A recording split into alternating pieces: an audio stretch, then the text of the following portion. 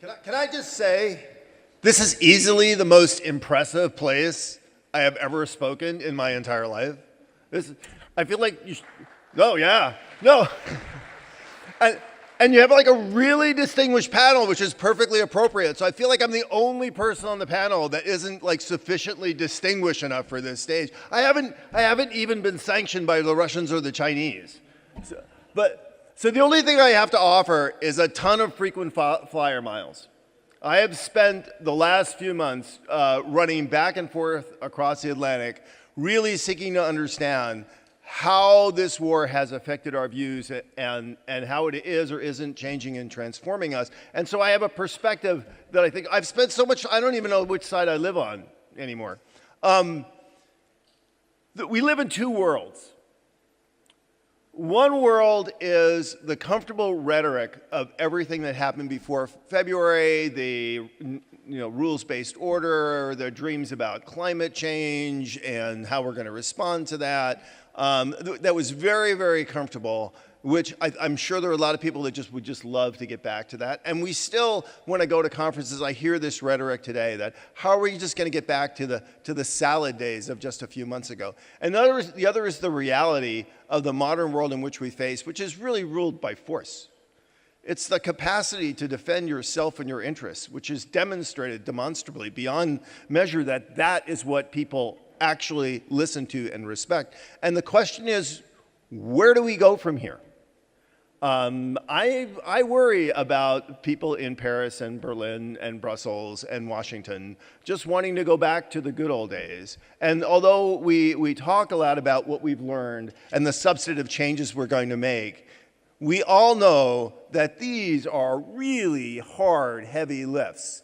And the question is, do we really have the courage and the fortitude and the sense of bravery and responsibility to really go there? So what I just want to do very briefly is give you the 4 tests of whether you guys are actually serious about this or not. Because I think there are 4 things that if they happen, they demonstrate that the free world has learned its lessons and is seriously about protecting its own freedom and prosperity and security in the modern age. And if we just go back and kind of ignore the hard things, it just learns that we're just waiting for the next Ukraine again. Increasingly, when I talk about these things, I tend to lump China and Russia together. And I don't think that's unfair. I don't think it's fear-mongering. I think it's the reality, because no one in Europe rooted more for the success of Russia than China. China wants exactly what Russia wants. They want a Europe that is divided, distracted, and so it's an easier space for China to expand its power and influence. And so increasingly, I think the connections between those two do matter. And I think in the lists of tasks, fundamentally, the way that you really break the joint threat that they represent is you make Russia a less valuable ally for China. And I think that starts with the 2 most important things that make Russia really matter to the transatlantic community, and it's the ability of Russia to destabilize Europe. And those are principally military and energy.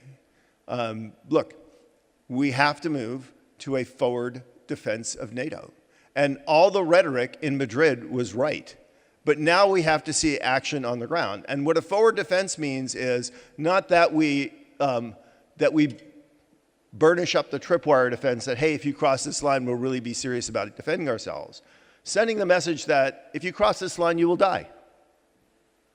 And that means having sufficient capability for the forward defense of NATO. And I think we've seen dramatic progress in the northern regions with just the ascension of Finland and Sweden. And I would virtually guarantee the United States will vote and vote relatively quickly to support their entry into NATO. I think obviously there's a lot of attention on the central flank, but if the southern flank doesn't receive equal attention, then we're not serious. Nobody can defend their house by locking the door and leaving the back door and the windows open. And really, arguably, maybe the hardest strategic challenge is really the security of the Black Sea.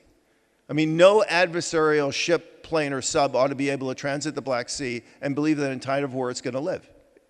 It ought to be in fear of dying, and indeed we ought to have the capability to kill it.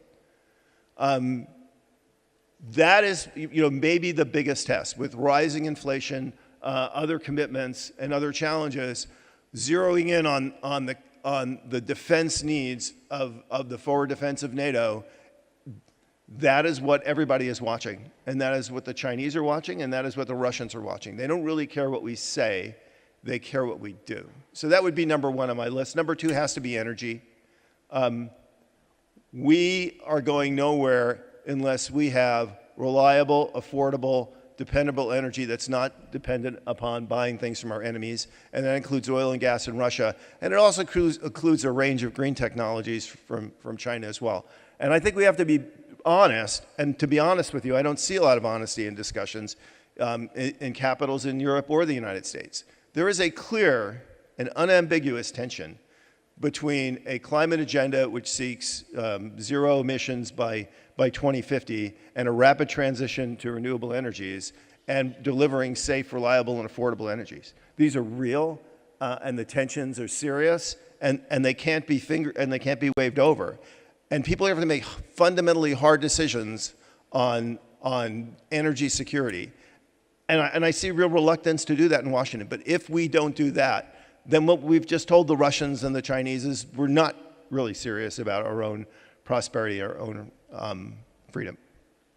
The third is this really interesting issue of the connectivity between these two great theaters of the Indo-Pacific and Western Europe. And as an extension of that, both in that overlapping Venn diagram, care about the stability of the Middle East because it impacts the security of both regions. And if we see this increasing connectivity in free nations in working together about understanding and sharing information and security and intelligence and common threats, then I think that sends a powerful signal as well. It's not going to be NATO, and we know that, right? I mean, if you read the strategic document, I think they got it exactly right. NATO ought to care about China. It ought to care about China's ability to meddle in the AOR, but NATO is not going to the Indo-Pacific, ever.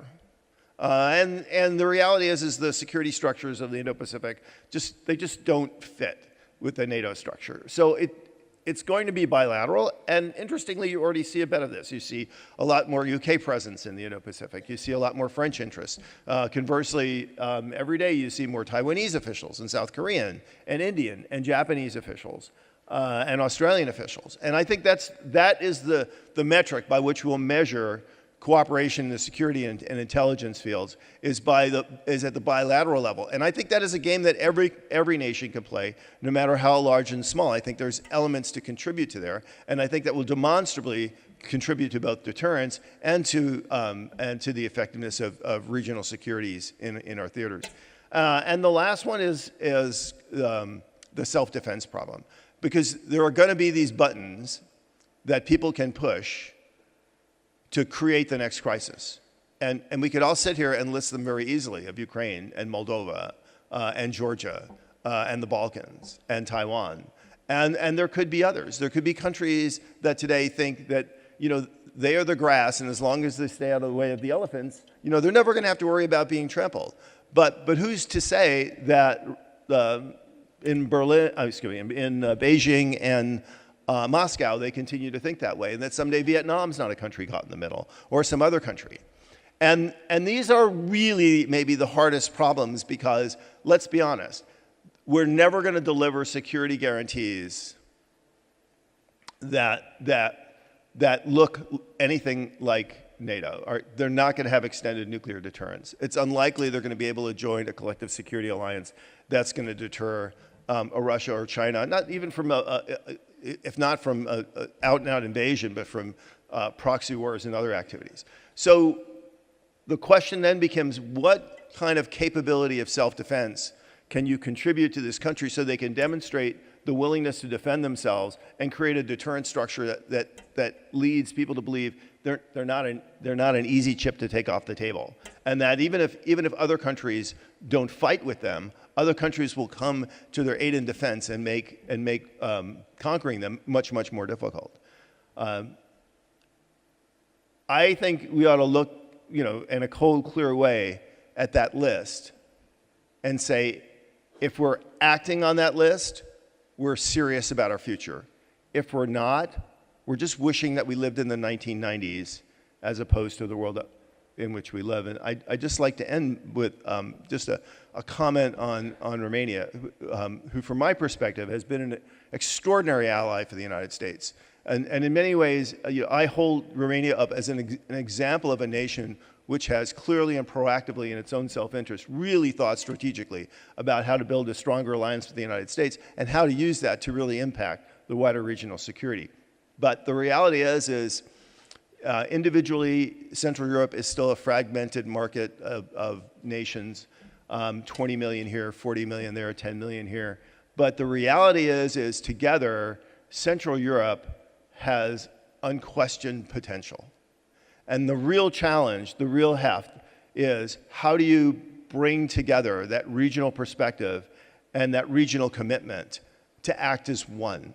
And recognizing all the differences and difficulties in doing that. But to me, that is the single greatest strategic challenge for Romania and its neighbors. Because if you can do that, two things will happen. One is you will be a strategic force of consequence, which also means that you will be an economic force of consequence. It also means that you will become the center of gravity in Europe that is pulling the U.S. forward and sustaining that U.S. commitment in Western Europe and in the transatlantic community, which is what we absolutely need.